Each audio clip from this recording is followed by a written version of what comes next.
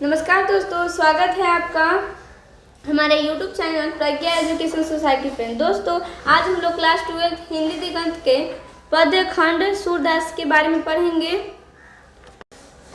सूरदास के पद के बारे में पढ़ते हैं। तो सूरदास के बारे में कुछ जानकारी लेते हैं। सूरदास का जन्म 1473 में हुआ था, जो कि अनुमानित है, माना जाता है ऐसा, और मृत्यु 1583 में हुआ था।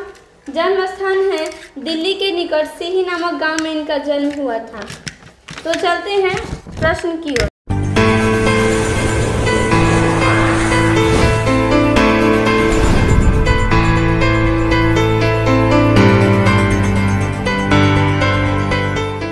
आज का पहला सवाल है, कृष्ण भक्ति शाखा के कवि हैं, यानी कृष्ण भक्ति के शाखा कवि कौन है? ऑप्शन है तुलसीदास, रहीम, सूरदास या नाभादास।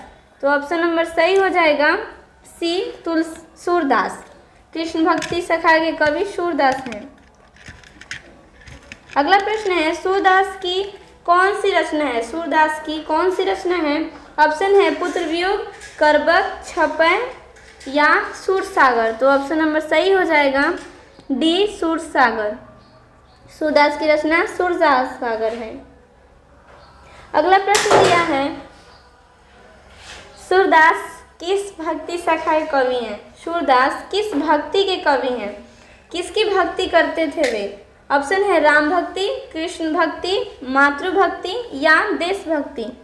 तो ऑप्शन नंबर सही हो जाएगा ऑप्शन बी, कृष्ण भक्ति। सूरदास कृष्ण की भक्ति करते थे। अगला प्रश्न है, सूरदास किस भाषा के प्रसिद्ध कवि हैं? सूरदास किस भाषा के प्रसिद्ध कवि हैं? ऑप्शन है अवधी, खेरी बोली, ब्रज भाषा या मैथिली। तो ऑप्शन नंबर सही हो जाएगा सी, ब्रज भाषा। सूरदास ब्रज भाषा के कवि हैं। अगला प्रश्न है, वात्सल्य के विश्व में अद्वितीय कवि कौन है? सूरदास के जो वात्सल्य के विश्व में अद्वितीय कवि हैं वो कौन है? ऑप्शन दिया है सूरदास, तुलसीदास, कबीरदास या नाभादास। तो ऑप्शन नंबर सही हो जाएगा ए, सूरदास। अगला प्रश्न है, सूरदास किस धारा के कवि हैं? सूरदास किस धारा के कवि हैं? ऑप्शन है रामाश्रयी, कृष्णाश्रयी, शैशव या इनमें से कोई नहीं। तो ऑप्शन नंबर सही हो जाएगा बी, कृष्णाश्रयी। सूरदास कृष्णाश्रयी के धारा के कवि हैं। अगला प्रश्न है, कृष्ण कहाँ बैठकर भोजन कर रहे हैं? जो कृष्ण नंदलाला हैं वो कहाँ बैठकर भोजन कर रहे थे? उनके भोजन करने का वर्णन किया गया है। तो ऑप्शन है नंद की गोद में, यशोदा की गोद में, यमुना के किनारे या कदम पेड़ के नीचे। तो ऑप्शन नंबर सही हो जाएगा ए, नंद की गोद में। जो कृष्ण हैं वो नंद की गोद में भोजन कर रहे हैं बैठकर। अगला प्रश्न है, प्रस्तुत प्रथम पद में कृष्ण को किसकी सूचना दी जा रही है? प्रस्तुत जो पद है हमारा, उसमें कृष्ण को किसकी सूचना दी जाती है? तो ऑप्शन दिया है रात्रि होने की, दोपहर होने की, भोर होने की या इनमें से कोई नहीं। तो ऑप्शन नंबर हो जाएगा सी, भोर होने की। अगला प्रश्न है, सूरदास हिंदी साहित्य के किस काल के कवि हैं? सूरदास जो हैं वो साहित्य के किस काल के कवि माने जाते हैं? ऑप्शन दिया है आदिकाल, भक्तिकाल, रीतिकाल या आधुनिक काल। तो ऑप्शन नंबर हो जाएगा बी, भक्तिकाल। सूरदास भक्तिकाल के कवि हैं। अगला प्रश्न दिया है, कौन सी रचना सूरदास जी की नहीं है? कौन सी रचना है जो सूरदास की नहीं है? ऑप्शन है सूरसागर, साहित्य लहरी, सुरसरावली या शतसई। तो सूरदास की रचना है सूरसागर भी है, साहित्य लहरी भी है और सुरसरावली भी है। ये नहीं है, यानी कि ऑप्शन नंबर सही हो जाएगा डी, शतसई। सूरदास की शतसई रचना नहीं है। अगला प्रश्न दिया है, कौन सी रचना है जो सूरदास की है? यानी कौन सी रचना है जो सूरदास ने की है? ऑप्शन दिया है शतसई, दोहावली, सुरसागर या गीतावली। तो ऑप्शन नंबर सही हो जाएगा सी, सुरसागर। अगला प्रश्न है सूरदास किस चीज़ की भूख है, यानी सूरदास को किस चीज़ की भूख है। ऑप्शन दिया है कृष्ण की जूठन की, प्रेम की, काव्य रचना की या इनमें से कोई नहीं। तो ऑप्शन नंबर सही हो जाएगा ए, कृष्ण की जूठन की। सूरदास को कृष्ण की जूठन की भूख है। अगला प्रश्न दिया है सूरदास की अनुमानित जन्म तिथि क्या है, यानी सूरदास का जन्म कब माना जाता है हुआ है। ऑप्शन दिया है 1475 में, 1475, यहाँ दो ऑप्शन सेम ही दिया है, कोई बात नहीं। अगला प्रश्न, अगला है ऑप्शन 1480 में, 1482 में, 83 में हुआ था, यहाँ पे 78 होना चाहिए। कोई बात नहीं, हम आपको आंसर बता देते हैं। इनमें से तो ऑप्शन कोई नहीं दिया है, लेकिन इसका ऑप्शन सही होगा 1478। 1478 में 1478 में इनका जन्म माना जाता है।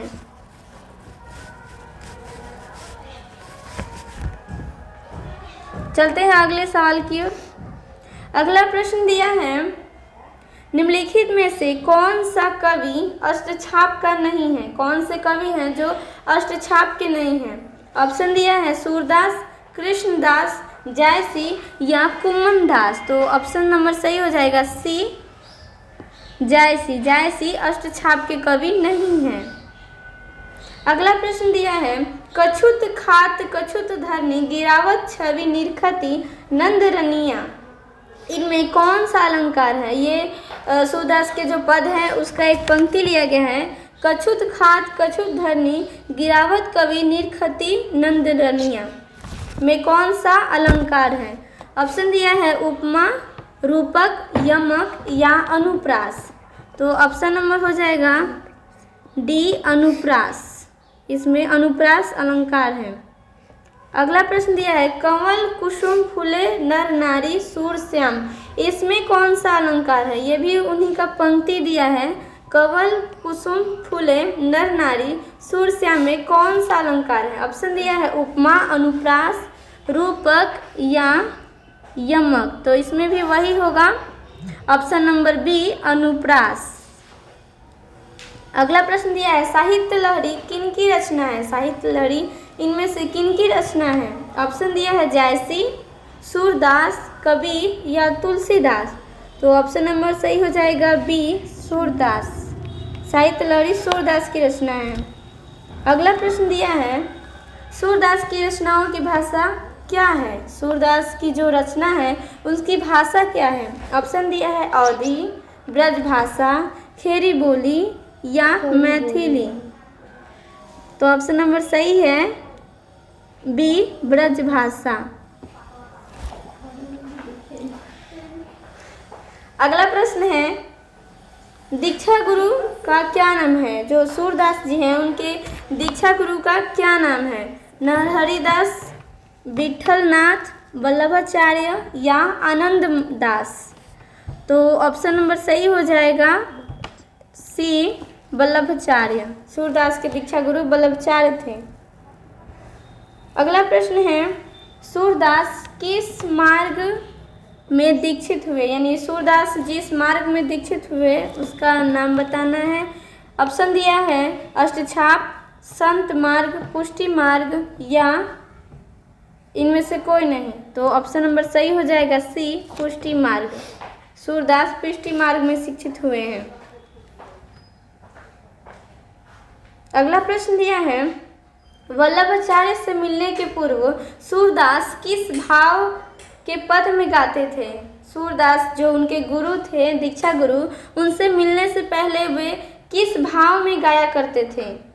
तो ऑप्शन दिया है प्रेम, विरक्ति, दैन्य या अवसाद। तो ऑप्शन नंबर सही हो जाएगा दैन्य। वे दैन्य भाव में गाते थे। अगला प्रश्न दिया है सूरसागर किसकी रचना है। सूरसागर जो कृति है, रचना, वो किनकी रचित है। ऑप्शन दिया है रैदास, सूरदास, नंददास या तुलसीदास। तो ऑप्शन नंबर सही हो जाएगा बी, सूरदास। सूरसागर सूरदास की रचना है। अगला प्रश्न दिया है द्वितीय पद में किस खाद्य पदार्थ का उल्लेख नहीं हुआ है? यानी द्वितीय पद में कृष्ण के खाने का वर्णन किया गया है, तो उसमें किस खाद्य पदार्थ का उल्लेख नहीं हुआ है उसका नाम बताना है। ऑप्शन दिया है दही, माखन, मिश्री या अपूप। तो ऑप्शन नंबर सही हो जाएगा डी, अपूप। दही, माखन और मिश्री का वर्णन तो किया ही गया है। अगला प्रश्न है सूरदास की कृति है, सूरदास की इनमें से कौन सी कृति है? ऑप्शन दिया है प्रणभंग, जयद्रथ वध, साहित्य लहरी या बर्वे रामायण। तो ऑप्शन नंबर सही हो जाएगा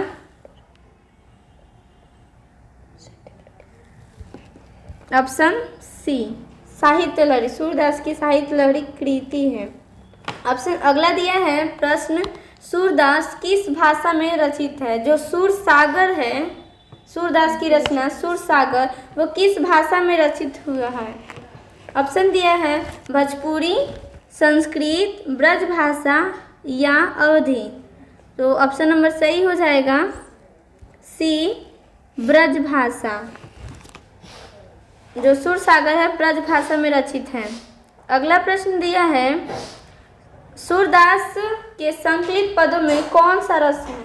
सूरदास के संकलित पदों में कौन सा रस है? ऑप्शन दिया है श्रृंगार रस, वात्सल्य रस, हास्य रस या रौद्र रस। तो ऑप्शन नंबर सही हो जाएगा बी, वात्सल्य रस। सूरदास के पदों में वात्सल्य रस है। अगला प्रश्न दिया है कन्या का क्या अर्थ होता है? कन्या का अर्थ क्या होता है? ऑप्शन दिया है स्त्री, वधू, पत्नी या गोद। तो ऑप्शन नंबर सही हो जाएगा डी, गोद। कन्या का अर्थ गोद होता है। अगला प्रश्न दिया है और ये अंतिम सवाल है आज का। तो प्रश्न है भगवान श्री कृष्ण किस कवि के पूज्य थे? भगवान श्री कृष्ण किस कवि के पूज्य थे? यानी भगवान श्री कृष्ण की कौन कवि हैं जो पूजा करते थे?